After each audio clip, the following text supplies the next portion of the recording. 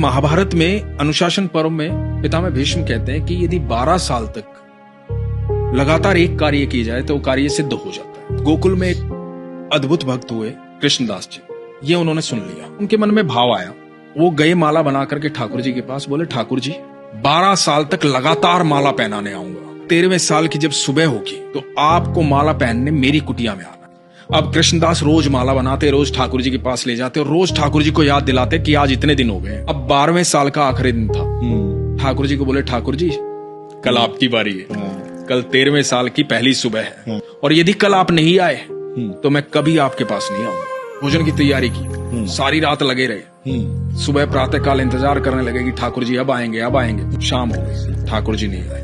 आ गया गुस्सा, सारा 56 भोग उठाया, अपनी पोटली में बांधा और देख करके मंदिर की तरफ, कोई नहीं है कृष्ण विष्णु, पत्थर की मूर्ति है वो, सुनता तो आज आ जाता, सुनता ही नहीं है। और बड़बड़ाते हुए जा रहे हैं। आगे से गैयों का एकदम झुंड आ रहा है लगातार। तो एक बालक आवाज दे रहा है, अरे बाबा सुनो, रुको, इतनी सारी गैया आ रही हैं, टक्कर लग जाएगी, धक्का लग जाएगा, गिर जाओगे, रुक जाओ थोड़ी देर। रुक गए कृष्णदास जी। तो बालक बोला कि बड़ी खुशबू आ रही है आपके झोले से, खाना खाया नहीं आपने शायद, तब तक गैया जाए बैठ के खा लो। बोला नहीं मुझे नहीं खाना। क्या हुआ, क्या बात हुई? लाडला है ना वो कन्हैया। अरे बहुत नखरे हैं उसके, 12 साल गया हूं माला पहनाने, एक दिन बोला था एक दिन मेरे पास आ जाना, नहीं आया, सुबह से लेकर के शाम हो गई, अब जा रहा हूं यहां से। तो बालक बोला बाबा इतना गुस्सा क्यों हो रहे हो? मुझे भी भूख लगी है, मैंने भी सुबह से कुछ नहीं खाया, सुबह से गैया चरा रहा हूं। तो बोला कि मुझे भी आप खिला दो। बोला खा लो।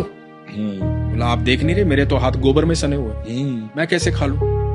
आप अपने हाथों से खिला दो। अब एक एक कोर खुद खा रहे हैं, एक एक कोर उस बालक को खिला रहे हैं। अब उस बालक को जब 2-3 कोर खिलाए ना तो बालक की आंखें लाल हो गई, आंखों में आंसू बह रहे हैं। कृष्णदास ने देखा, कृष्णदास ने कहा कि तुम रो क्यों रहे हो? भूख लगी थी, खाना खिला तो रहा हूं, रो क्यों रहे हो?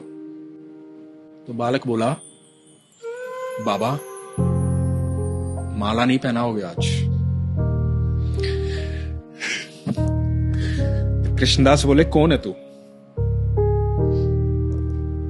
मैं ही तो हूं, तुम्हारा कृष्ण।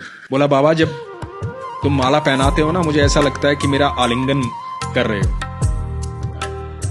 आज सुबह से वो आलिंगन महसूस नहीं हुआ, सुबह से इंतजार कर रहा था। भक्तों ने बहुत भोग लगाया पर मैंने किसी के हाथ का खाना नहीं खाया, मुझे मेरे कृष्णदास के हाथों से खाना खाना था।